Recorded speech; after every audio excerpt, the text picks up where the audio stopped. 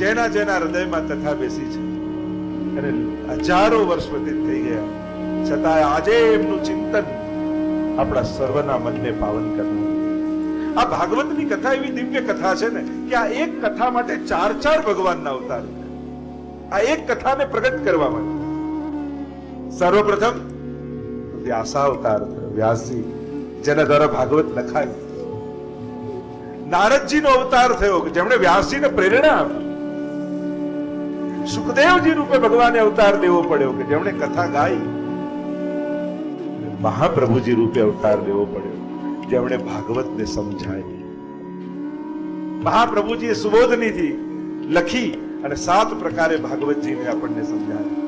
શાસ્ત્રે, સ્કંધે, પ્રકરણે, અધ્યાયે, વાક્યે, પદેક્ષરે એકાર્થ સપ્તધા જાનન અવિરોધેન મુચ્યતે. 7 રીતે અર્થો શ્રી મહાપ્રભુજી સમજાવ્યા.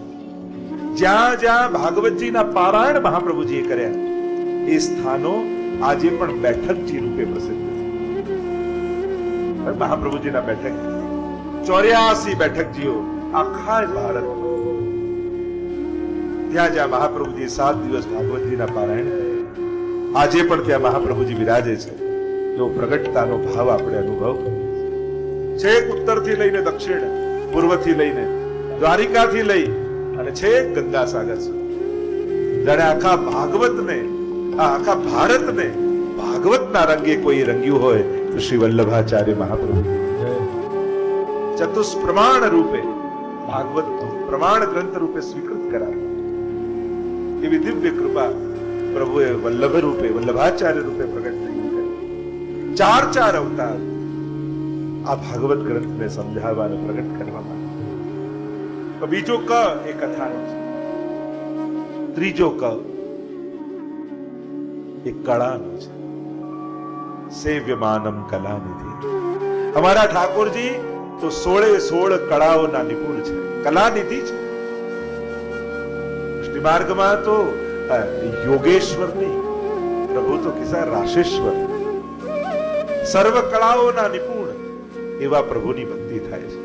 એટલે અહીંયા પાક કલા, ચિત્રકલા, સાંજી કલા, કેટલી કળાઓ પુષ્ટિ માર્ગમાં છે કે અનેક કલાઓ દ્વારા કલાનિધિને સેવો. છેક નૃત્ય કલાથી લઈ, ચિત્રકલાથી લઈ કેટલી કલાઓ આજે પણ તમે હવેલીમાં દર્શન કરવા જાઓ, કેટલી કલાઓ તમને ત્યાં દેખાશે અને દરેક કલાઓ થકી પ્રભુની સેવા છે. સેવ્ય માનવ કલાનિધિ, યોગ્ય સમયે યોગ્ય આપી દેનારા છે. અહીંયા કીર્તનમાં, અહીંયા કૃપાનો અનુભવ થશે. 5મો કઈ કૃપા છે, નૌકા છે. સાક્ષાત ભગવત કૃપાનો અનુભવ આપણે કરીશું. પ્રભુ કૃપા તો કરી જ રહ્યા છે. પ્રભુ પાસે એટલું માંગજો કે તારી કૃપા મને સમજાય એવી કૃપા. તું તો પ્રતિપલ મારા પર વરસી રહ્યો છે પણ હું તને સમજી નથી. કારણ મેં ધાર્યું હોય એ પૂરું ન થાય તો મને અકૃપા જેવું લાગે છે. ભક્ત એમ વિચાર કરે, મારું ધાર્યું ન થયું પણ મારા ભગવાનનું ધાર્યું તો થયું. ચલો હું એમાં જ રાજી છું. છઠ્ઠી કૃપા આપણે ત્યાં કહ્યું આ નૌકામાં કાલિંદી. અહીંયા યમુના છે. ભગવાન પણ પ્રગટ થશે ને તો સૌથી પહેલા યમુનાજીને પાર કરશે. અને કાલિંદી શ્રી યમુનાજી એ તો કૃપાનું જ મૂર્તિમંત રૂપ છે. આગળનો ક કિશોરી છે. કિશોરી એટલે રાધા. ભાગવત કથામાં તમને રાધા મળશે. રાધા એટલે ભગવાન તરફની ગતિ. રાધા એટલે ભગવાનની શરણાગતિ. રાધા એટલે ભગવાનને કરેલો એવો પ્રેમ જ્યાં કૃષ્ણ સિવાય બીજું કોઈ. એક તો પ્રેમની ધારા છે અને ભાગવત સાંભળતા સાંભળતા હૃદયમાં એવી પ્રેમની ધારા પૂછશે કે તમારી અંદર રાધા પ્રગટ થઈ જશે. નૌકા, અહીંયા કરુણા તમને મળશે. ભગવાન કરુણામય છે તો ખરા પણ ભગવાનની કરુણા તમારા હૃદયમાં વસી જશે. પછી સંઘર્ષ નહીં આવે ત્યારે કરુણા પ્રગટ થશે, પછી દયા આવે. પછી સજાનો વિચાર નહીં આવે, પછી ક્ષમાનો વિચાર આવે. આણે મારું કેટલું બગાડ્યું ને શું બગાડ્યું એનો વિચાર નહીં, આનો હું બદલો લઈશ એવો વિચાર નહીં. કથા સાંભળ્યા પછી જા હું તને માફ કરું છું એવી વૃત્તિ પેદા થશે. કે માફ કરવા માટે બહુ મોટું દિલ છે. સજા આપવા માટે તો કેવલ બુદ્ધિના ગણિતો હોય છે, પણ ક્ષમા આપવા માટે જીગર જોઈએ. કરુણા પેદા થશે કથા સાંભળ્યા પછી. અને નવમો ક એ કલ્યાણનું ક છે. કથા સાંભળ્યા પછી જીવનનું પરમ કલ્યાણ પેદા થશે. અને પરમ કલ્યાણ શેમાં છે?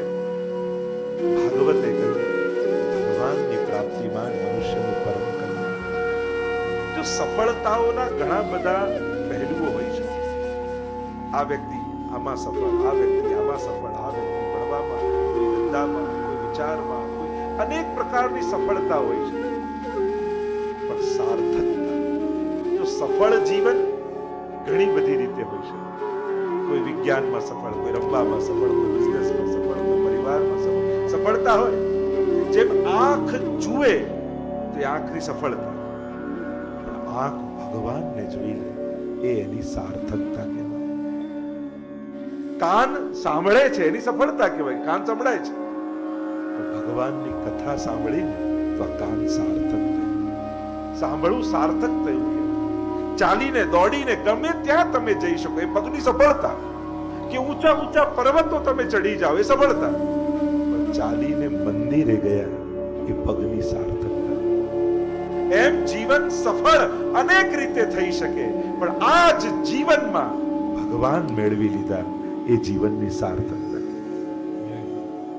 તો ભાગવત જીવનને સાર્થક કરવાની કળા આપણને આપે છે, કલ્યાણની વૃત્તિ આપણને આપે છે.